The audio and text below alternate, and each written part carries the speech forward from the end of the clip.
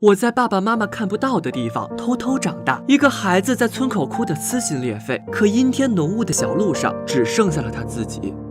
学校开进了村里，金色落叶铺满了乡间的上学小路，灿烂耀眼，格外好看。每天清晨，年迈的爷爷都颤颤巍巍地把陆开送进学校，旁边还有从不离身半步的小胆儿。孩子注意力不集中，稍有不慎，就会在课堂上给勾践的胆换味道。那么苦胆是甜的还是苦的？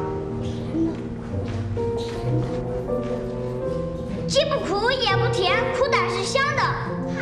到了晚上，孩子看着电视的雪花郁闷不已，爷爷低头叹息。陆开父母进城打工，他那点钱买药费用尚且不够，又何谈交电视费呢？陆开小嘴一张，格外单纯。我知道，你不想交钱，光想吃药。爷爷有些好笑的叹了一声，傻孩子，满眼的苦涩。陆开扭头就上了邻居燕子家，这回电视是看上了，可哪有不为遥控器打架的孩子呢？回你家看。看，你要想看的话，你随着妹妹看；你要不想看，你回恁家。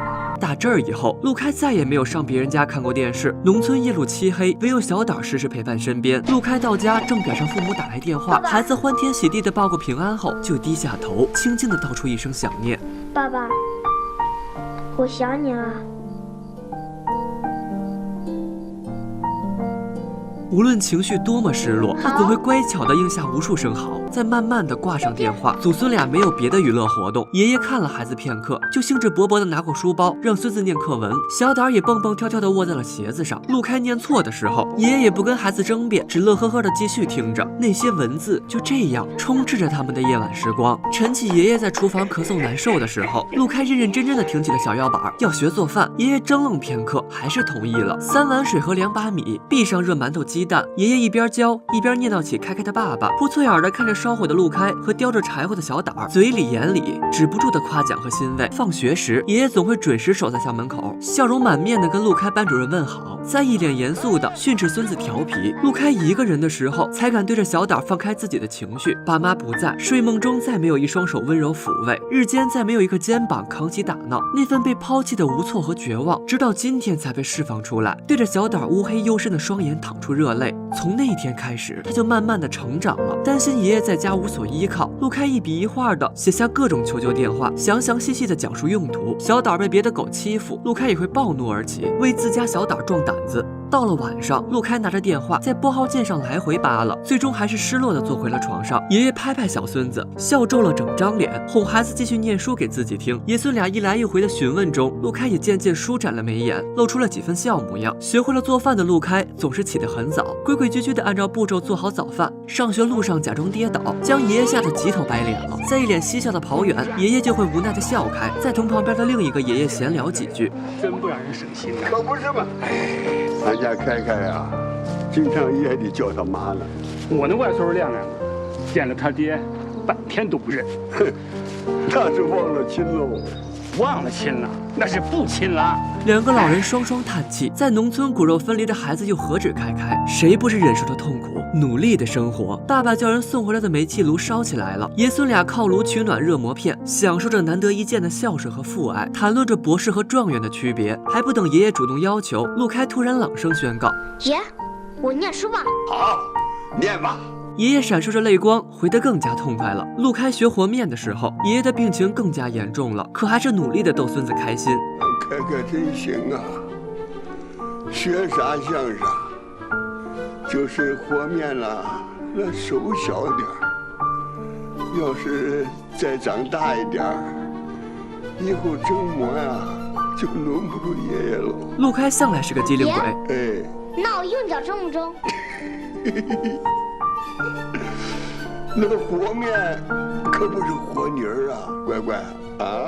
晚间烤红薯的时候，陆开突然提出要自己睡，还含糊不清地说出了缘由。夜里光出汗。面对这样前所未有的请求，爷爷并未多言，俺开开长大了。只是笑得更加和蔼。第二天一早，开开就轻手轻脚的进屋，拿走馍片进厨房做饭。直到小胆咬他的裤腿的时候，开开才发觉不对劲。屋中的爷爷浑身虚弱，连一句完整的话都说不出来。急救车赶到的时候，开开才知道这是煤气中毒。爸爸的电话永远打不通，照顾爷爷的重担彻底放在了开开头上。孩子每日放了学就拎着书包和暖壶，徒步好几公里奔赴医院。爷爷抱住孙子，泪水翻涌，他的心底是比开开更深的惧意。开开啊！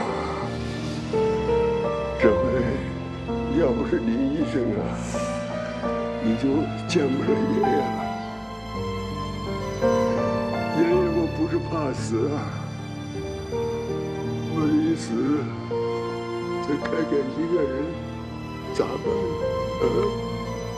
经此一事，开开更加懂事儿，将爷爷的用药量牢牢记在了心里。煤炉子烧不得，寒冬之际，为了取暖，俩人经常是早早就进了被窝。开开借来《岳飞传》，每天晚上给爷爷念书，不认识的字儿就第二天问老师。天气越来越冷，俩人上床也越来越早，书念的也越来越多，爷爷的笑容也越来越欣慰。那盏看书的电灯便是这一般温暖着祖孙的内心。开开一如既往烧火的时候，小胆再度叫了起来，叼住了开开的裤腿儿。陆开亦步亦趋地走向爷爷，情绪很快崩溃，痛哭着落下泪珠。与上次的含糊回应不同，床上的身体已经僵硬，老人再也不会宠溺乐呵地叫上一声他的好孙子。陆开的爸爸妈妈回来了，可他却永远失去了他的爷爷。城里学校不好找，孩子学习不能耽误。陆开父母权衡之后做了取舍。当陆开回家，就看到妈妈在院子里针脚绵密的缝棉被，爸爸在锅炉前劈了1年份的柴火，而屋中是妈妈买的新衣，爸爸给的成沓的零用钱，终于充上了电视费。厨房里还有摆放整齐的米面，满满当当的油和蔬菜。至此，开开已经明白，在这家中留守的只会是他和那只小胆儿。可他只是抿起嘴唇，静静地听着爸爸的嘱托。倔强的泪水流下的时候，他还是点头答应着爸爸。天色阴沉的清晨，陆开的父母上了村口的大巴车。当他出去看到的只有浓雾之中汽车残留的背影，陆开突然害怕起来，他惊恐的尖叫：爸爸！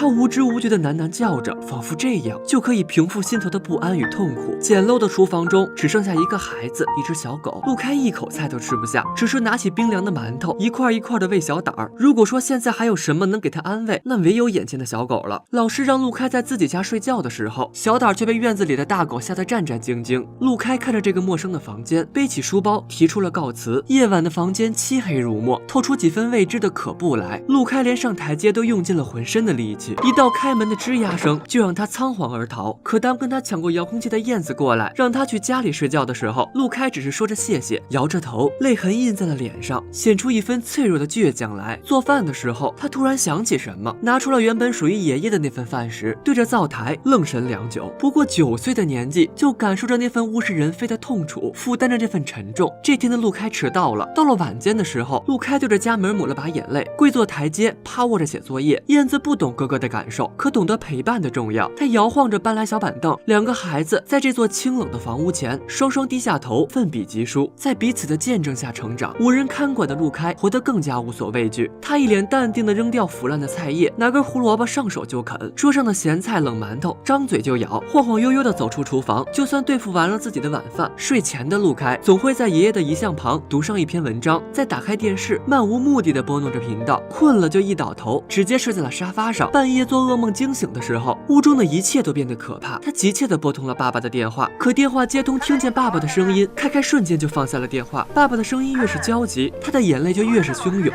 可终究他还是什么都没说。他明白自己早晚要习惯，要承担这一切。陆开在台阶做功课，专心致志，抽空啃上一口馒头，喝上一口凉水。小胆蹲在旁边一声不吭地陪着。爸爸就是这个时候回来的。接到那通电话，他还是不放心了，可目光所及的就是跪坐外面凉馒头就凉水的儿子。陆开惊醒地扑向爸爸，爸爸！父子俩一句话都说不出来。厨房里的锅再度上了热气，爸爸弓着身子和面。开开，你几天没做饭？爸爸今天好好给你做几个菜，